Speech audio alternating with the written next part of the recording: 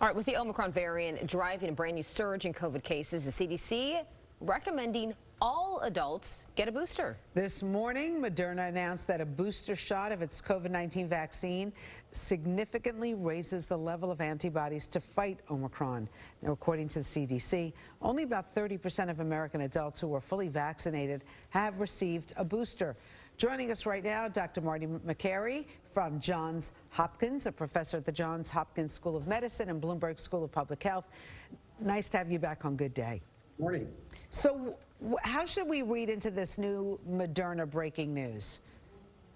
Well, I think it's confirmatory with what we already suspected. It's what we've already known with the other vaccines, and that is if you get a booster dose, your antibody levels go up, your level of protection goes up a little bit. But remember, the data on boosters really supports them for people who are older. In people who are under age 30 without a booster, just this regular vaccine primary series, there's been no fatalities in a recent New England Journal of Medicine report. Well, that's comforting. Let's talk about the numbers in New York, because the mayor says they've been doubling and tripling and that it's shocking what's going on here with the variant. Should we be concerned? Are these people winding up in the hospital? What do we know? We're really conflating two entirely different things. Our battle really is not Omicron. Our battle is Delta, because Delta is still reaching into that population with no immunity. That is, in the United States, we've got 10 to 20 million adults with no natural or vaccinated immunity. And for those people, they need to get vaccinated quickly. They are still showing up on a national level at about 7,000 of them a day. So that is a very confined problem in a population, again, adults with no immunity or seniors with no booster. Mostly it's the adults with no immunity. The rest of the public is probably going to get Omicron, or as I call it, the Omi-cold, because it is a common respiratory pathogen that does not appear to be infecting the deep lung tissue. It stays superficial in the respiratory system, in the bronchus and the nose, and it's very common, and people will get it and get common cold symptoms. Now, when we talk about some of the numbers, we see the cases spike up quite quickly, but then you're looking at the deaths and the hospitalizations. They don't appear to be doing the same thing. So what does that say to viewers watching?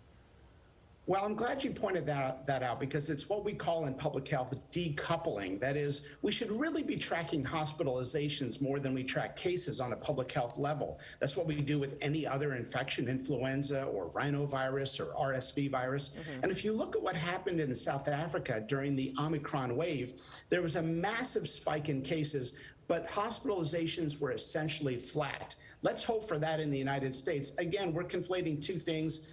Delta is still affecting non-immune adults, and that's going to drive hospitals maybe to the brink again. We'll see. This is the viral season, but Omicron is a different story.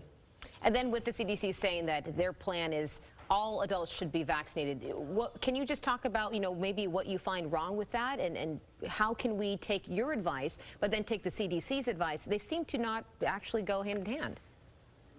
Well, first of all, if any adult is not vaccinated and they've not had COVID, then I would encourage them to go do it today, because people are coming to the hospital with no immunity, adults that have chosen not to get vaccinated, and they have serious regrets, and it's too late at that point. There's no worse feeling in the world than not being able to breathe.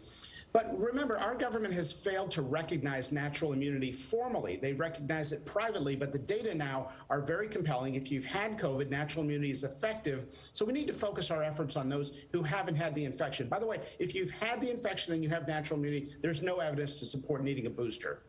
Yeah, but how long afterwards? Because I think my mother had it, COVID over the summer. She had high antibodies when I tested her in November. But her doctor was like, well, we don't know how long those high antibodies are going to stay, so she needs the booster. And we did that.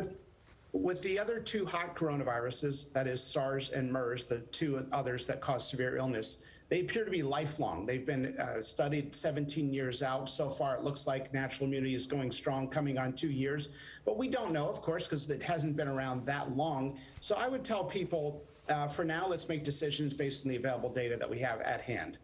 All right, what happened with the herd immunity, doctor? I mean, so herd immunity changes. The threshold changes based on the level of contagiousness. We had strong herd immunity from the alpha and beta strains, and then when we got Delta over the summer, that changed the threshold. And again, with Omicron, although it's less severe, you're going to see that threshold changed again, almost to 100%. Everybody will probably either get it or get the vaccine. Dr. Makary, thank you so much for being with us this morning. We appreciate your expertise. Good to see you guys.